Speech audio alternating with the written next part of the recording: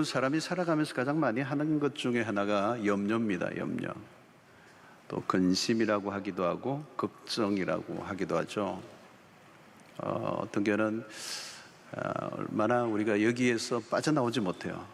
염려하는 것들이 많이 있습니다. 하루 종일 염려할 수도 있고, 또 일평생 가장 많이 하는 게 염려가 아닐까. 별별 염려를 우리가 다 하고 삽니다. 자, 오늘 본문에서 보면 여러분들, 이 성경의 산상수훈이죠. 예수님이 직접 하신 설교입니다. 이 본문에서 예수님이 염려하지 말라, 염려하지 말라, 명령형으로 얘기하셨어요. 염려하면 불순종인 겁니다. 죄 짓는 겁니다. 그런데 우리는 그 염려를 계속하는 거죠. 예수를 10년 믿었는데도 염려로부터 자유롭지 못하고, 20년 믿었는데도 염려하고 삽니다. 그 불순종이죠.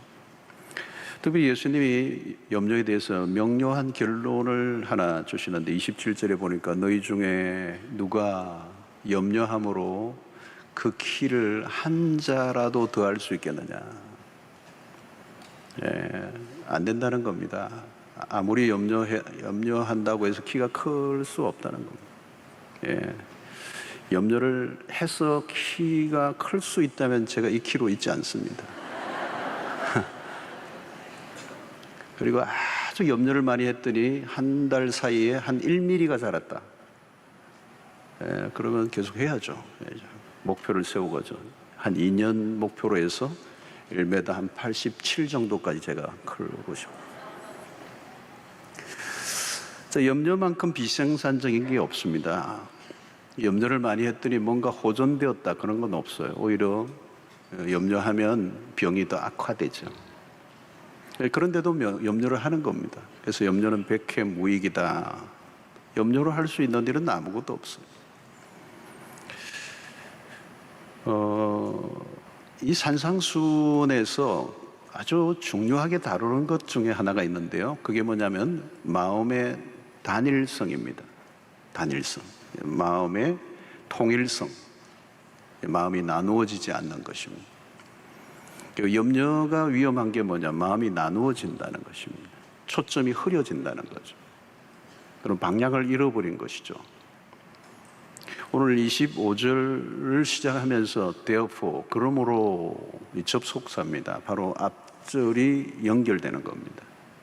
앞절이 뭐죠? 유명한 구절인데, 한 주인이 두 주인을 섬기지 못할 것이니 혹 이를 미워하고 저를 사랑하거나 혹 이를 중히 여기고 저를 경히 여김이라. 너희가 하나님과 재물을 겸하여 섬기지 못하느니라. 이 두 주인을 섬길 수 없다. 이 두 주인은 명확하죠. 하나님과 재물. 2000년 전에 예수님이 하신 말씀입니다. 어떤 주인이든 전부를 요구하기 때문에, 온전한 순종을 요구하기 때문에 그렇습니다. 염려란 뭐냐? 마음이 나누어지는 것이다. 왜 나누어지느냐? 여러 개를 쫓기 때문이다. 동시에 여러 것을 추구하기 때문이다. 두 주인을 섬기면 염려하게 된다는 거예요.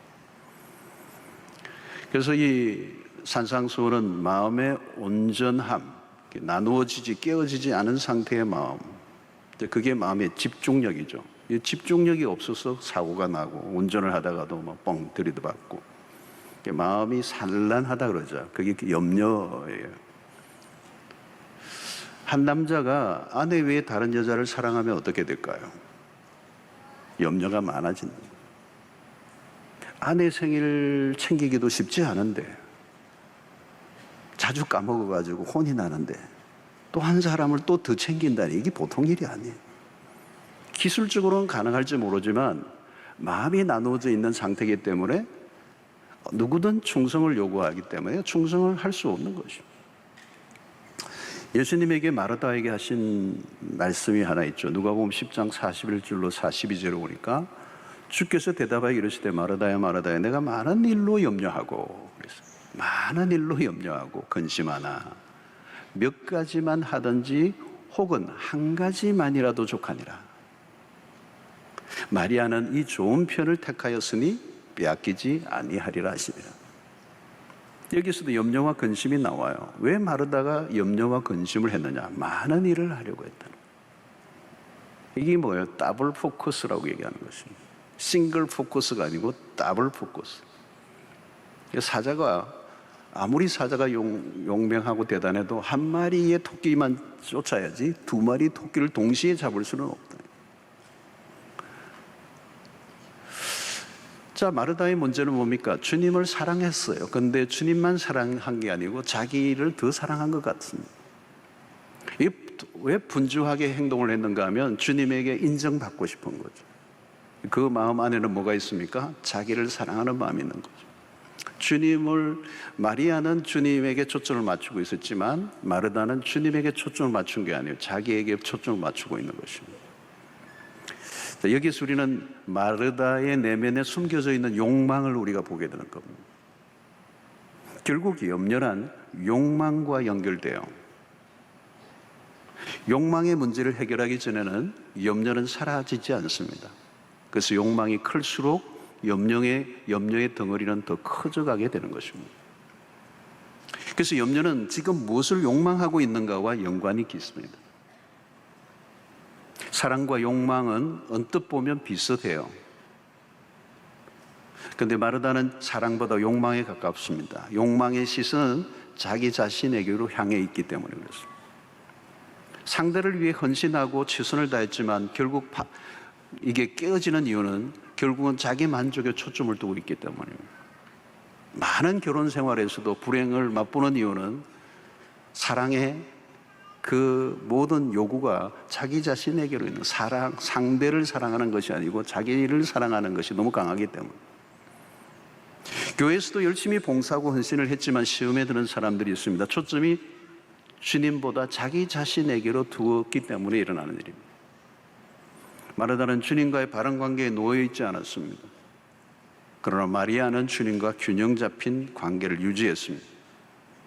여러분, 건강한 신앙생활을 하려고 하면 결국은 뭘까요? 초점이 중요하다는 거예요. 초점이 어디에 맞춰져 있느냐. 자, 오늘 세상이 갈수록 복잡해집니다. 추구하는 것이 많아지고 우리의 시선을 빼앗는 게 너무 많아졌습니다. 무엇을 먹을까? 이 한 가지 주제만 해도 간단하지가 않아요. 무엇을 마실까? 요즘 슈퍼 가보십시오. 마실 게 한두 종류인가? 어마어마하게 많아요. 여러분 25절에 보십시오. 그러므로 내가 너에게 이르노니 목숨을 위하여 무엇을 먹을까, 무엇을 마실까, 뭘 위하여 무엇을 입을까 염려하지 말라. 목숨이 음식보다 중하지 아니하며 몸이 의복보다 중하지 않다. 자, 여기에 무엇을 먹을까, 마실까, 입을까 이것도 뭐예요? 생존의 문제들입니다. 어떤 분은 자녀에 대한 염려를 하는데 사실은 들어가 보면 자녀에 대한 염려보다도 그 자녀의 앞날을 위한 염려인데 그건 결국 뭐냐면 저렇게 공부 안 하고 어떻게 먹고 살 거냐 이런 겁니다. 염려의 사이즈의 차이가 날 뿐이지 모든 사람들은 염려 속에 살고 있습니다. 자, 오늘날 문화는 우리의 감각을 극도로 자극하고 있습니다. 먹는 거 하나만 해도 간단하지 않아요. 우리의 시각과 후각과 미각이 굉장히 예민해져 있어요. 요즘도 식당에 가면 웬만하게 하면은 망합니다. 옛날 같지 않아요. 사람들의 미각이 굉장히 발달했기 때문에 시각도 굉장히 발달했어요. 커피 한 잔도 그냥 마시지 않습니다. 우리나라가 커피가 얼마나 이제 소비량이 대단한지 미국보다 더 많이 마시는 것 같아요. 그냥 마시지 않나요? 요즘은 원두가 어디 거니? 콜롬비아니, 에티오피아니 어디에서 왔는지, 콩을 잘 구웠는지, 물은 어떤 물을 썼는지. 여러분, 매우 까다로워졌어요. 옷을 입는데도 간단하지 않습니다. 색상과 디자인만 보는 게 아닙니다. 브랜드뿐만 아닙니다. 유행에 얼마나 민감합니까? 이제는 먹고 배를 채우는 것으로 만족하는 시대가 아니요 욕망을 만족시켜야 합니다. 시각과 후각과 미각을 만족시키는 일은 어려워요. 왜요? 욕망 때문에. 이 욕망의 특징은 계속 부풀어 오른다는 것입니다. 떡을 구한다고 해서 떡으로만 끝나지 않습니다. 떡을 구하는 것에 초점을 맞추는 순간 우리는 더 많은 떡, 더 질 좋은 떡을 구하게 됩니다. 욕망은 우리로 적당한 수준에 멈추지 않게 합니다. 더 많은 떡을 차지하기 위해 경쟁해야 하고 투쟁해야 되고 다른 사람을 것을 빼앗기 위해서 머리를 써야 하고 곤모술수를 써야 되고 꾀를 써야 하는 거예요. 그래서 오늘날 세상은 떡의 전쟁인 것입니다. 사람들이 분주합니다. 결국 중심의 문제, 뭔가가 중심이 흔들려져 있는 것입니다. 내가 왜 사는지, 내가 무엇을 위해서 존재하는지 그 방향성을 잃어버리고 말았던 것이죠. 그래서 염려란 그 염려 자체가 문제가 아니라 염려가 가져다 주는 폐해예요. 그것은 다 초점이 일어나는 거예요. 너무 많은 것을 쫓으려고 하는 것입니다. 여러분, 예수님의 삶의 특징을 보면 단순했습니다. 예수님의 생애를 공생에 쫙 보면은 심플 라이프였습니다. 예수님은 무엇을 먹을까 마실까 입을까 염려하는 삶을 살지 않았습니다. 어쩌면 예수님은 당신의 자신의 삶을 잘 이 본문 속에서 드러내고 있습니다. 여러분, 우리가 그리스도를 따르고자 한다면 단순한 삶을 살아야 됩니다. 심플 라이프를 살아야 됩니다. 복잡한 삶을 살고 있다면 이미 내 삶은 그리스도를 따르는 길에서 벗어나 있는 거죠. 단순한 삶이란 여러 가지를 쫓는 게 아니에요. One thing, 한 가지. 분명한 우리의 관역을 맞춰야 해요. 어떻게 하면 단순한 삶을 살 수 있을까? 우리의 삶의 초점을 재조정해야 합니다. 무엇을 입을까, 먹을까, 마실까, 입을까의 초점을 하나님의 나라로 관심을 옮겨야 한다. 초점을 바꿔야 한다. 초점을 바꾸기 전에는 염려로부터 자유로울 수가 없다는 거예요. 자, 그 초점을 오늘 33절에 우리 주님이 잘 말씀하셨죠. 그런저 다 얘기를 하고 난 다음에 그런저 너희는 먼저 여기 너희는 뭐예요? 이방인들과 다른 너희는 무엇을 먹을까, 무엇을 마실까, 무엇을 입을까로 모든 삶이 초점이 맞춰져 있는 그렇게 살아가는 사람들과 다른 그 이방인들은 그렇게 살아가지만 그들과 다른 너희는 먼저 그의 나라와 그의 의를 구하라. 그리하면 이 모든 것을 너에게 더하시리라. 여러분, 이 한 구절 안에 명확한 그림이 들어있어요. 우리의 관심의 무게를 하나님의 나라로 옮겨라는 거예요. 주님에게는 하나님의 나라가 선명했습니다. 공생의 시작과 함께 외친 선포는 하나님의 나라였습니다. 주님은 하나님의 나라를 위해 오셨습니다. 바울도 마찬가지예요. 그의 모든 관심은 하나님의 나라였습니다. 그래서 그의 삶은 심플했죠. 사도행전 20장 24절에 보면 내가 달려갈 길과 주 예수께 받은 사명, 그게 오늘 마태복음 6장 33절에 말씀하는 그의 나라와 그의 의를 구하는 삶이에요. 내 달려갈 길과 주 예수께 받은 사명, 곧 하나님의 은혜의 복음을 증언하는 일을 마치려 하면은 나의 생명조차 조금도 귀한 것으로 여기지 아니하노라. 내 생명까지 바칠 만한 분명한 삶의 목표를 발견하고 내가 달려갈 수 있었던 것은 초점이 분명했기 때문에 그 초점은 바로 하나님의 나라. 그러니까 심플하게 사는 것입니다. 여러분, 하나님을 위해 분명한 사명을 발견하는 사람들의 특징이 있어요. 삶이 심플해요.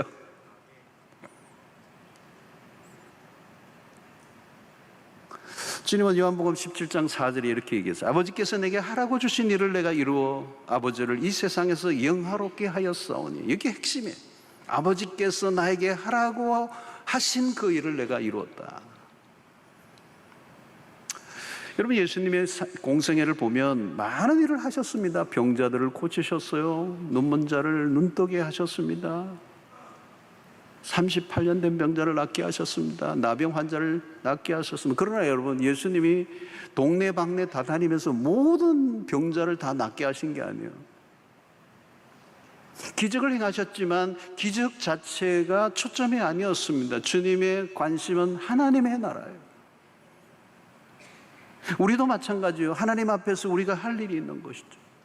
예수님은 33년의 생애로 끝나셨지만 그분은 아버지가 하라고 하신 일을 완성하셨습니다. 그래서 십자가상에서 예수님은 테텔레스타이, 다 이루었다. 뭘 다 이루신 거예요, 여러분?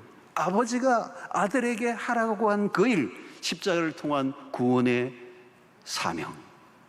그 일을 이루었다는 것이죠.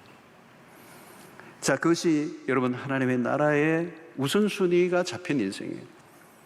여러분 삶의 우선순위를 분명히 해야 합니다. 모든 것을 우리가 다 할 수가 없어요. 인생은 짧습니다.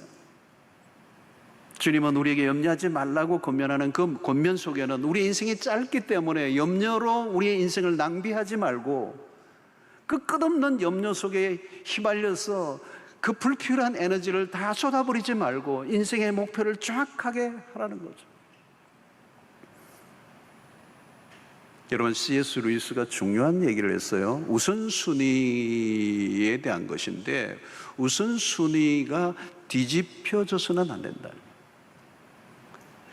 1차적인 것을 먼저 해야 그 다음 2차적인 것도 할 수 있다는 거예요. 만약에 1차적인 것을 미루면 1차적인 것을 못할 뿐만 아니라 2차적인 것도 못하게 된다. 그래서 언제나 프라이오리티, 우선순위. 그래서 오늘 6장 33절이 굉장히 중요한 그 부분이 줄 거야 될 부분이 너희는 먼저라는 부분이에요. 우리의 삶에 초점을 맞춰야 될 부분이 바로 거기라는 거죠. 우리의 풀 에너지를 쏟아야 될 곳이 어디냐? 그 먼저 프라이오리티, 하나님의 나라예요. 여러분 그 하나님의 나라에 초점을 맞추면 우리의 삶이 단순해져요. 그리고 초점이 맞춰질수록 우리의 염려는 현격하게 줄어들게 됩니다. 왜냐하면 관심이 다른 곳에 있기 때문에 그렇습니다. 하나님의 나라에 초점을 맞추면 무엇을 먹을까 입을까 마실까 연연하지 않아요. 굉장히 생각이 심플해져요. 생존에 관련된 것은 그렇게 내가 막 움켜쥐고 집착하지 않아도 되는 거죠. 먹을 일이 있으면 먹고 적으면 적게 먹고 막 맛있는 게 있다고 맛있는 걸 막 쫓아다닐 필요가 없어요. 있으면 먹는 거고 막 어디 가가지고 막 어디 꼴짝꼴짝하게 찾아가지고 줄 서가지고 먹을 이유가 없다.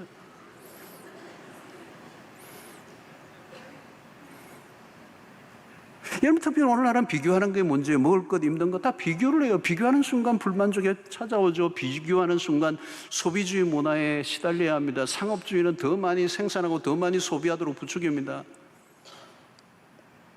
이전에는 격리 이렇게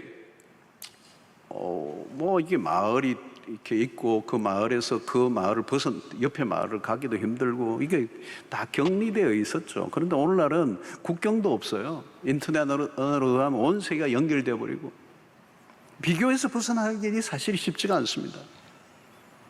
우리가 어디를 바라볼 것인가? 우리가 하나님의 나라에 초점을 맞추지 않으면 비교하느라 정신이 없게 되는 거예요.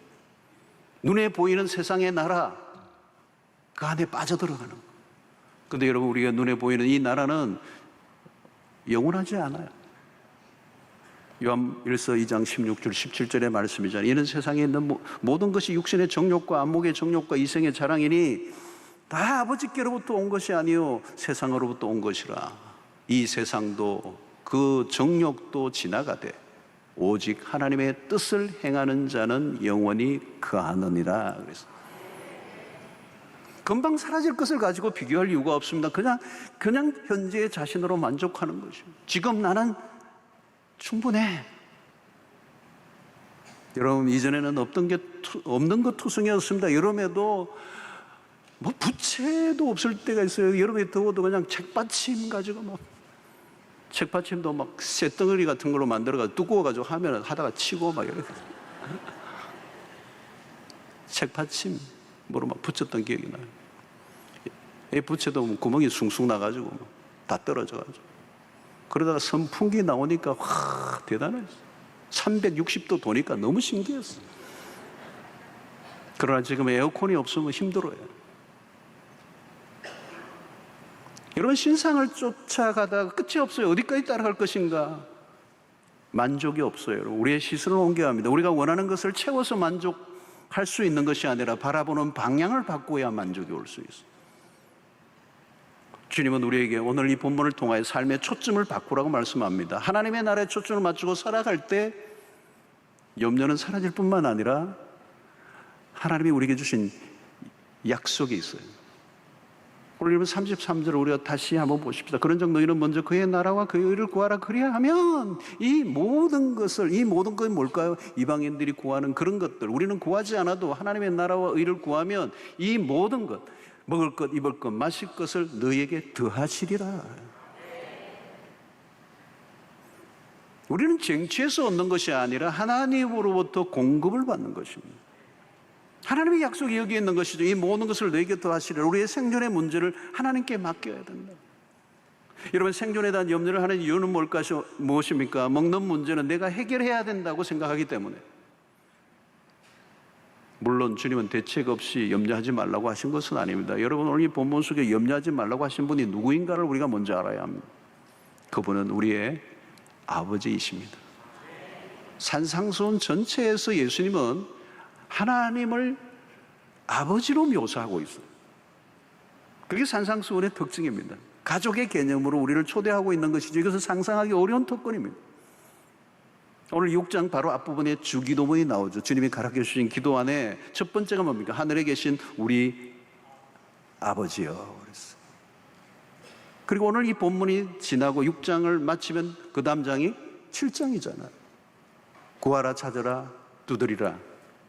그 마지막 결론이 뭡니까? 악한 자라도 자식에게 좋은 것을 줄 알거든 하물며 하늘에 계신 너희 아버지일까 보냐. 아버지를 얘기해요. 오늘 이 본문에도, 오늘 6장 우리 다루고 있는 이 본문에도 하늘의 아버지라는 표현을 쓰고 있는 아버지라는 개념이에요. 그 아버지는 어떤 아버지죠? 그 아버지는 좋으신 분, 주시기를 원하시는 분, 주는 것을 즐거워하시는 분. 여러분, 예수님의 설교의 특징은 매우 쉽습니다. 계속 질문 형태죠. 어려운 질문이 아니고 쉬운 질문이다. 공중에 나는 새를 봐라. 새들에게 창고가 있느냐? 농사를 짓느냐? 추수를 하느냐? 내일 아궁에 던지우는 덜풀도 이렇게 입히지 않느냐? 내가 이 모든 것들이 누가 하는 줄 아느냐? 하물며 너희들을 내가 그냥 두겠느냐? 하나님은 생명의 주가 되신다는 겁니다. 여러분, 이 세상에 모든 존재하는 생명은 하나님의 주권 속에 있고 그 모든 생명은 하나님이 책임지고 계세요. 마귀는 우리를 속이죠. 하나님의 나라만 구하는 삶을 살면 굶어 죽을 것이라는 암시를 줘요. 왜 염려가 찾아오는 것입니까? 하나님만 믿고 살 수 없을 것이라는 두려움. 신앙생활은 신앙생활이고 세상에서의 생존은 생존이다. 신앙으로만 버티기에는 현실이 너무 잔인하다. 신앙과 삶의 이분법적인 결론을 내리고 살아가는 것이죠. 그러니까 세상 속에서는 내가 내 머리를 써야 되고 내 재주와 온갖 술수와 세상 사람들에게 지지 않기 위해서 투쟁을 하고 온갖 방식을 다 자기의 방식을 만들어내려고 애를 쓰는 것이죠. 여러분, 마귀는 예수님에게 시험을 걸었습니다. 이 돌들이 떡이 되게 하라. 40일 동안 금식하신 그리스도에게는, 여러분, 이 돌들이, 팔레스타인은 돌들이 유독 많아요. 사막에는 온통 돌이에요. 40일 금식했다면 여러분, 이 돌들이 어떻게 보이겠습니까? 다 진짜 떡처럼 보일지도 몰라요. 저도 며칠 금식을 해보니까요, 와, 온 세상에 먹을 것처럼 보여요. 저거 먹을 수 있을까? 어쩌다가 가방을 또 뒤집더니 가방 안에 땅콩이 하나 나오는데 이걸 먹을 건가 말 건가? 이걸 먹으면 죄가 될까 말까? 하나님 봐주시겠지. 먹을까 하다가 떠냈고 땅콩 하나 가지고 씨름을 해요.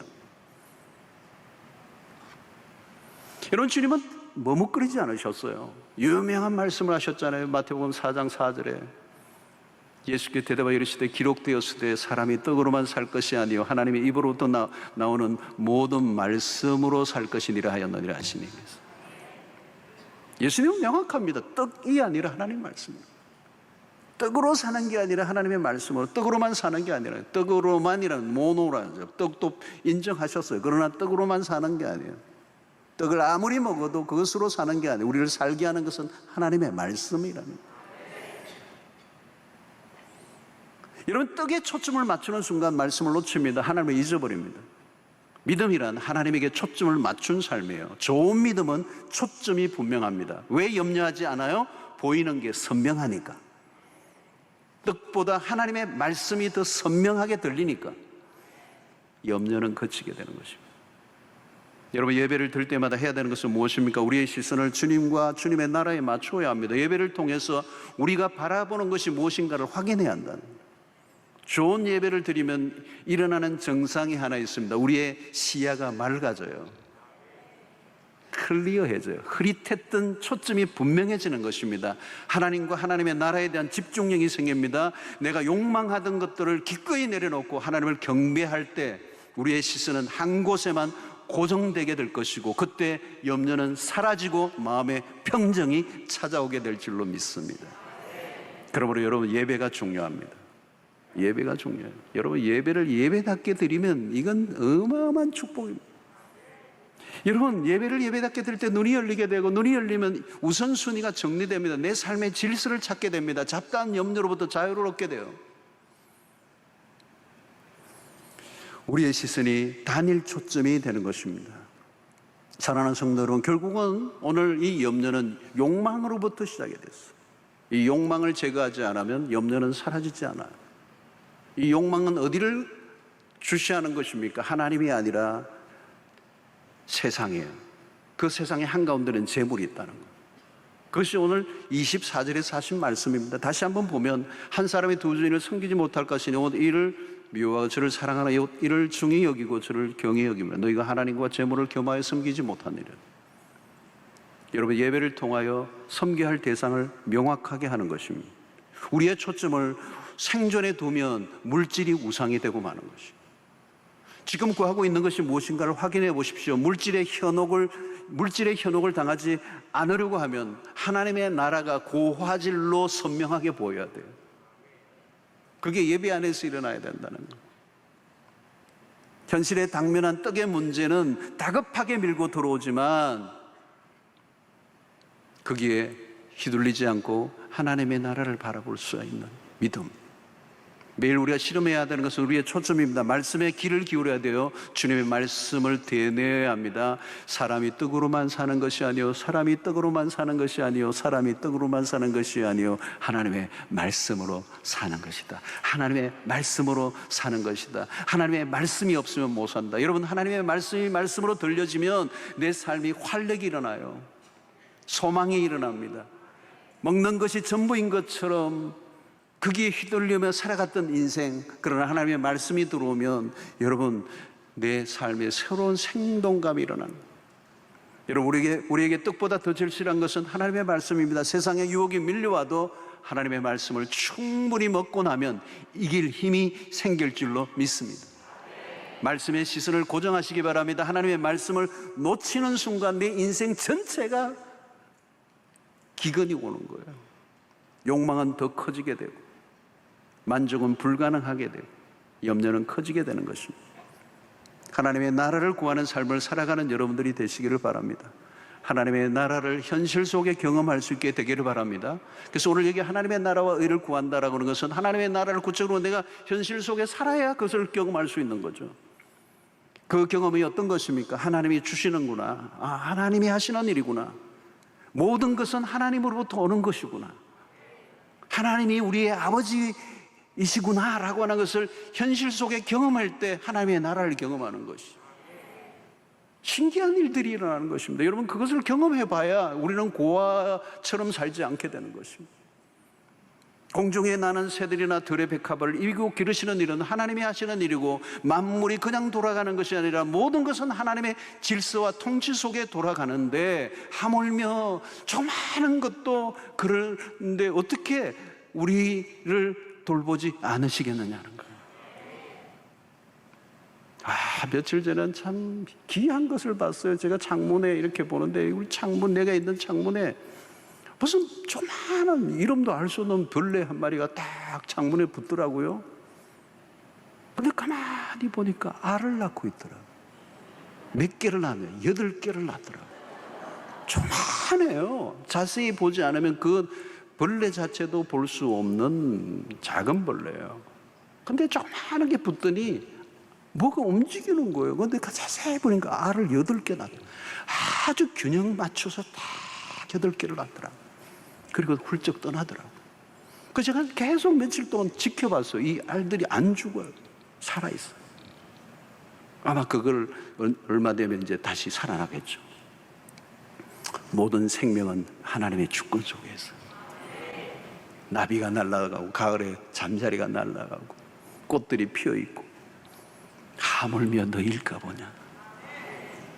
여러분, 사명과 생존을 뒤섞지 마십시오. 명확히 구분하십시오. 주님이 가라고 하신 길을 걷고 주님이 하라고 하신 일을 하면 돼요.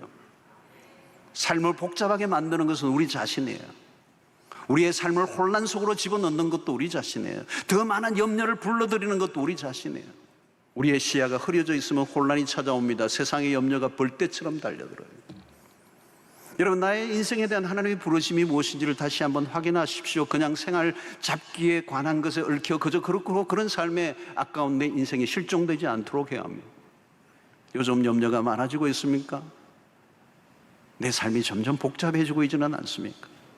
코로나 팬데믹을 지나면서 우리의 삶이 훨씬 더 이전보다 팍팍해진 건 사실이에요. 앞으로도 마찬가지입니다. 이러면 세상은 더 좋아지지 않아요. 기술 문명의 발달로 편리해지기는 하지만 그 편리함이 우리의 삶을 더 업그레이드 시켜주지는 않아요. 세상이 흘러가는 대로 우리의 삶을 맡기면 우리는 갈수록 더 복잡하게 되고 염려는 눈덩이처럼 늘어날 것입니다. 세상을 바라보십시오. 한마디로 염려투성입니다. 돈 있는 사람은 돈 있는 대로, 없으면 없는 대로. 일평생 염려, 걱정, 근심, 불안, 두려움에 떨다가 가는 거예요. 무엇을 먹을까, 입을까, 마실까에 초점을 맞춘 인생은 거기에서 벗어날 길이 없어요. 벗어날 길이 없어요. 어디에 초점 맞출 것인가에 따라 모든 게 달라지는 것입니다. 예배 안으로 들어가십시오. 여러분들의 눈이 맑아지기를 바랍니다. 하나님의 나라에 대한 그림이 명확해지기를 바랍니다. 사라질 것과 사라지지 않을 것, 영원한 것과 영원하지 않는 것을 구별할 수 있는 눈이 있게 되기를 축원합니다. 오늘 33절 하나님의 나라와 의를 구하라는 이 말씀은 원문적으로 보면 계속적인 의미가 있어요. 구하라는 말은 한 번만 구하고 끝나라는 얘기가 아니에요. 계속 구하라는 거예요. 만약에 우리가 계속 하나님의 나라와 의를 구하는 삶을 놓쳐버리고 우리의 시선이 다른 곳으로 향하게 하는 순간 우리는 염려의 바다에 빠져버리고 말합니다. 그래서 주님은 오늘 여기에 문법적으로 계속 구하라는 거예요. Consistency, 지속적으로 끊임없이 하나님의 나라를 바라보라. 또 우리가 매주일 예배를 드릴 때마다 하나님의 나라를 계속 주셔야 돼요. 영원한 하나님의 나라, 하나님의 통치, 하나님의 주권이 행사되는 그 삶을 추구하는 삶을 살아가게 될 때 우리는 염려로부터 자유로워지게 될 것입니다. 여러분, 하나님의 나라는 이미 시작되었어요. 하나님의 나라는 멀지 않습니다. 여러분들의 마음에서부터 이미 시작되었습니다. 내가 먹고 마시는 모든 문제도 하나님이 감섭해 주실 것을 믿으시기를 바랍니다. 일상 속에 하나님의 주권을 인정하시고 그분의 통치를 받으세요. 주일날 와서 신앙생활을 하는 거고 예배드리는 거, 월요일부터는 직장에 가면 그냥 내 방식대로 살아가는 것이 아니라 모든 일상 속에, 직장 속에서, 사업 속에서 하나님의 통치를 받으셔야 돼요. 그분이 왕 되셔야 돼요. 그분의 지도를 받으시고 그분의 인도를 받으시고 그분의 말씀 앞에 순종하는 일상을 여러분의 직업 속에, 현장 속에서도 사셔야 돼요. 나는 예배는 드리지만 내 마음대로 살아가고 내 방식대로 살아가겠다는 것은 하나님의 나라를 구하는 삶의 방식이 아니에요. 그러나 여러분, 현실에 들어가면 매일매일의 죄오는 현실의 압박감, 계산이 나오지 않는 현실, 그래서 타협하고 싶어 하고 내 방식대로, 세상 사람들의 기준대로 그냥 살아가고 싶은 유혹이 있을 때 우리는 하나님을 모셔드려야 돼요. 정직하게 행하고 진실하게 행하고 다른 사람보다 더 적극적으로 바르게 행하는 우리의 노력이 필요한 것이죠. 아무리 힘들어도 하나님의 백성의 그 품격을 잃어버리지 말고 하나님의 말씀의 기준을 따라 행동하는 거예요. 돈이 안 될 것 같고 마진이 안 나오는 것 같아도 하나님의 말씀이 내 삶의 사업의 기준이 될 때 하나님의 나라가 그곳에 임할 것이고, 안 될 것 같고 모자랄 것 같은데, 망할 것 같은데 하나님이 되게 하시는 것을 경험하는 은혜가 있게 되기를 바랍니다. 우리는 달라야 돼요. 여러분, 이방인들과 달라야 된다는 거예요. 이방인들은 뭐예요? 날마다 먹을 것, 입을 것, 마실 것, 더 좋은 것, 더 많은 것을 추구하는 그들과 달라야 한다는 거예요. 옆집 사람과 나는 어디에서 구분이 되는가? 우리가 집중해야 하는 것이 달라야 합니다. 우리는 먹고 마시고 입는 것에 대해서 거룩한 무관심이 좀 필요해요. 하나님의 나라가 임하고 있기 때문에. 하나님은 우리의 아버지가 되십니다. 아버지는 좋으신 분이십니다. 하늘의 아버지는 일관되게 우리에게 신실하신 분입니다. 그 아버지는 변덕스럽지 않아요. 우리의 모든 좋은 것은 그분으로부터 온다는 것을 믿으시기를 축원합니다. 당신의 나라와 의를 구하는 백성을 결코 세상 속에 수치를 당하지 않게 하실 것입니다. 33절을 여러분 잊지 마십시오. 그런즉 너희는 먼저 그의 나라와 그의 의를 구하라. 그리하면 이 모든 것을 너희에게 더하시리라. 주님이 아버지를 너무너무 잘 아시기 때문에 그 아버지의 성품을 믿고 우리에게 지금 약속을 주시는 거예요. 하나님의 나라와 의를 구하십시오. 무엇을 먹을까 마실까 입을까 연연하지 마십시오. 세상에 빠져들지 마시고 이 소비주의, 끝없는 상업주의, 끝없는 경쟁, 끝없는 비교 속에 휘말려 염려를 키우고 있는 인생이 있다면 이제 거기서 스탑하시고 이제 턴하셔서 우리의 초점을 하나님의 나라, 영원한 그 나라를 위해 여러분의 삶을 쏟아놓는 인생이 될 때 이 모든 것 더하여 주시는 그 은혜, 덧붙여 주시는 보너스의 인생, 하나님의 날마다 덧셈의 인생 경험하는 은혜가 있게 되기를 주의 이름으로 축원합니다. 하나님 아버지, 오늘도 우리에게 주신 말씀으로 인하여 다시 한번 우리의 시선을 하나님에게로 고정하기를 원합니다. 하나님의 나라에 집중하기를 원합니다. 먹고 마시고 입는 문제로 인히 연연하지 않게 하여 주시옵시고, 거룩한 하나님의 나라, 눈에는 보이지 않지만 이미 임한 그 하나님의 나라가 점점 커져가고 있다는 사실을 믿고 그분의 통치 아래 살아갈 때 염려는 끝이 나고 하나님이 채워주시는 풍성한 은혜를 누리며 사는 주의 백성들 되게 하여 주시옵소서. 예수님 이름으로 기도하옵나이다. 아멘.